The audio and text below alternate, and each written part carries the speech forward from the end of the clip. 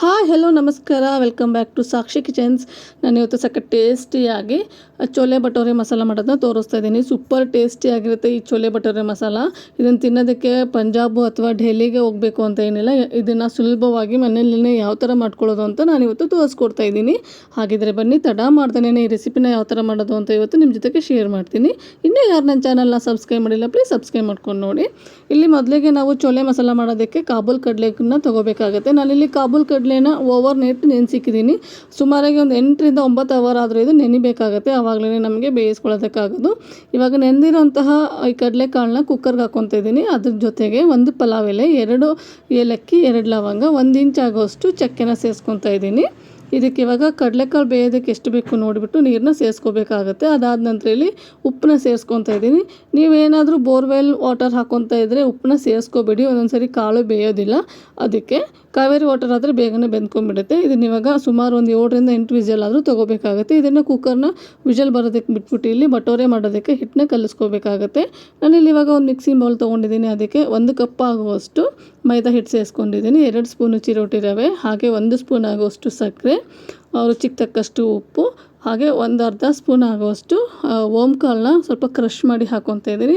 ಇದ್ರ ಫ್ಲೇವರ್ ತುಂಬ ಚೆನ್ನಾಗಿರುತ್ತೆ, ಅದಕ್ಕೋಸ್ಕರ. ಅದಾದ ನಂತರ ಇಲ್ಲಿ ರೋಸ್ಟೆಡ್ ಕಸ್ತೂರಿ ಮೆಂತ್ಯನ ಸೇರಿಸ್ಕೊತಾ ಇದ್ದೀನಿ. ಈ ರೋಸ್ಟೆಡ್ ಕಸ್ತೂರಿ ಮೆಂತ್ಯ ಹಾಕೋದ್ರಿಂದ ಭಟೋರೆ ನೋಡೋದಕ್ಕೂ ತುಂಬ ಚೆನ್ನಾಗಿರುತ್ತೆ, ಹಾಗೆ ಫ್ಲೇವರ್ಫುಲ್ ಆಗಿರುತ್ತೆ ಅನ್ನೋ ಕಾರಣಕ್ಕೆ. ಅದಾದ ನಂತರ ಇವಾಗ ನಾವು ಇದನ್ನು ಈ ಚಪಾತಿ ಅಥವಾ ಪೂರಿಗೆ ಯಾವ ಥರ ಕಲಿಸ್ಕೊತೀವಿ ನೋಡಿ, ಅದೇ ಥರನೇ ಕಲಿಸ್ಕೋಬೇಕಾಗುತ್ತೆ.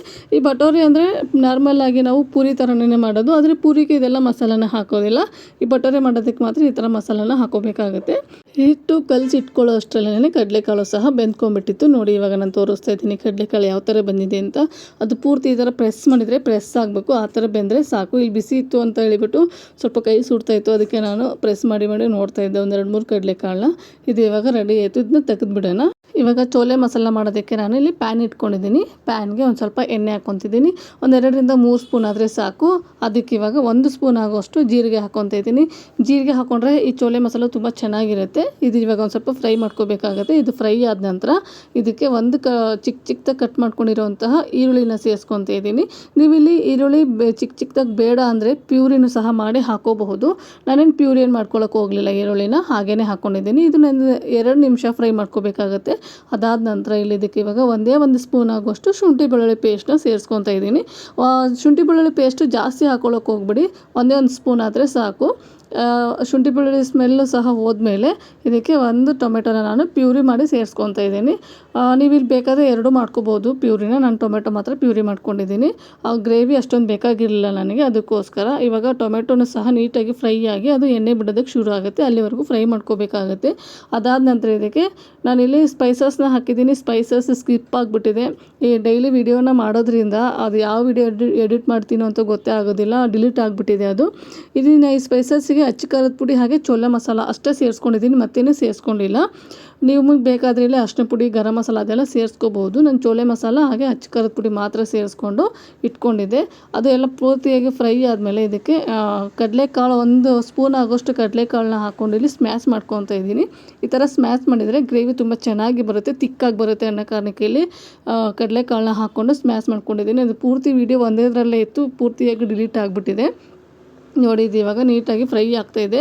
ಇದು ಫ್ರೈ ಆದ ನಂತರ ಇದಕ್ಕೆ ನಾವು ಮಿಕ್ಕಿರುವಂತಹ ಕಡಲೆಕಾಳು ಏನಿದೆಯಲ್ಲ ಅದನ್ನು ಸೇರಿಸ್ಕೋಬೇಕಾಗುತ್ತೆ. ಹಾಗೆ ನಾವು ಕಡಲೆಕಾಳನ್ನ ಸೇರಿಸ್ಕೊಳ್ಳುವಾಗ ಅದರಲ್ಲಿ ಹಾಕಿರುವಂತಹ ಈ ಚಕ್ಕೆ ಲವಂಗ ಅದು ನಿಮಗೆ ಬೇಕಾದರೆ ಗ್ರೇವಿಗೆ ಸಹ ಸೇರಿಸ್ಕೋಬೋದು, ಬೇಡ ಅಂದರೆ ತೆಗೆದುಬಿಡ್ಬೋದು. ನಾನಿಲ್ಲಿ ಗ್ರೇವಿ ಜೊತೆಗೇ ಸೇರಿಸ್ಕೊತಾ ಇದ್ದೀನಿ. ಕಡಲೆಕಾಳನ್ನ ಸೇರಿಸಿ ಬೇಯಿಸಿರೋಂತಹ ನೀರನ್ನ ನಮಗೆ ಗ್ರೇವಿ ಎಷ್ಟು ಬೇಕು ನೋಡಿ ಅದಕ್ಕೆ ಅದೇ ನೀರನ್ನ ಸೇರಿಸ್ಕೊತಾ ಇದ್ದೀನಿ ಇಲ್ಲಿ. ಇದನ್ನ ಇವಾಗ ನೀಟಾಗಿ ಮಿಕ್ಸ್ ಮಾಡ್ಕೊಂಡು ನಿಮಗೆ ಈ ಟೈಮಲ್ಲಿ ಏನಾದರೂ ಉಪ್ಪು ಹಾಗೆ ಖಾರ ಅದೇನಾದರೂ ಕಡಿಮೆ ಆದರೆ ಸೇರಿಸ್ಕೋಬಹುದು.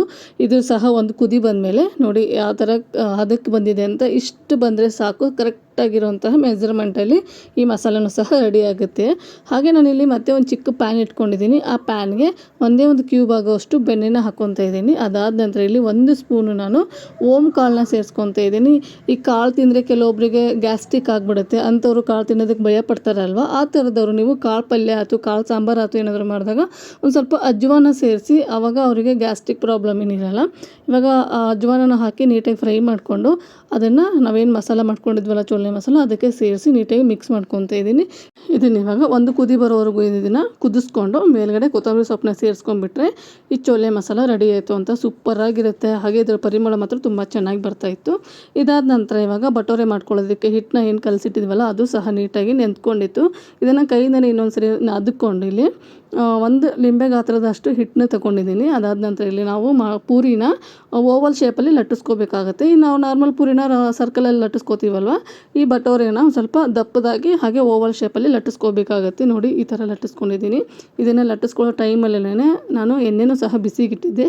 ಎಣ್ಣೆನೂ ಸಹ ಬಿಸಿಯಾಗಿದೆ. ಇದನ್ನು ಇವಾಗ ಡೀಪ್ ಫ್ರೈ ಮಾಡ್ಕೊಂಬಿಡೋಣ. ಹಾಗೆ ಇದನ್ನು ನಾವು ಎಣ್ಣೆಯಲ್ಲಿ ಹಾಕಿದ ತಕ್ಷಣವೇ ಮೇಲೆ ಒಂದು ಸ್ವಲ್ಪ ಈ ಥರ ಎಣ್ಣೆನ ಹಾಕ್ತಾ ಇರಬೇಕು. ಹಾಗೆ ಒಂದು ಸೈಡ್ ಇದನ್ನು ಪ್ರೆಸ್ ಮಾಡಿಬಿಟ್ರೆ ನೀಟಾಗಿ ಹೊಟ್ಟೆ ಉಬ್ಬಿ ಬರುತ್ತೆ. ನೋಡಿ ಅಷ್ಟು ಚೆನ್ನಾಗಿ ಉಬ್ತಾ ಇದೆ ಅಂದರೆ ನಾವು ಪೂರಿನ ಒಂದು ಸ್ವಲ್ಪ ದಪ್ಪದಾಗಿ ಮಾಡ್ಕೊಂಡ್ರೆ ಇಷ್ಟೇ ಚೆನ್ನಾಗಿ ಉಬ್ಬುತ್ತೆ. ಹಾಗೆ ಇದನ್ನು ಎರಡು ಸೈಡು ಸಹ ಒಂದು ಸ್ವಲ್ಪ ಗೋಲ್ಡನ್ ಕಲರ್ ಬರೋ ಥರ ಕ್ರಿಸ್ಪಿಯಾಗಿ ಫ್ರೈ ಮಾಡ್ಕೊಂಡ್ರೆ ರೆಡಿ ಆಯಿತು ಬಟೋರೆನೂ ಸಹ. ಇದನ್ನ ಇವಾಗ ಪ್ಲೇಟಿಂಗ್ ಮಾಡ್ಕೊಂಡ್ಬಿಡ್ತೀನಿ. ನೋಡಿ ಸಖತ್ ಟೇಸ್ಟಿಯಾಗಿರುವಂತಹ ಚೋಲೆ ಬಟೋರೆ ಮಸಾಲಾನ ನೀವು ಸಹ ಮನೆಯಲ್ಲಿ ಮಾಡಿಬಿಟ್ಟು ಟೇಸ್ಟ್ ನೋಡಿ ನನಗೆ ಕಾಮೆಂಟ್ ಮಾಡಿ.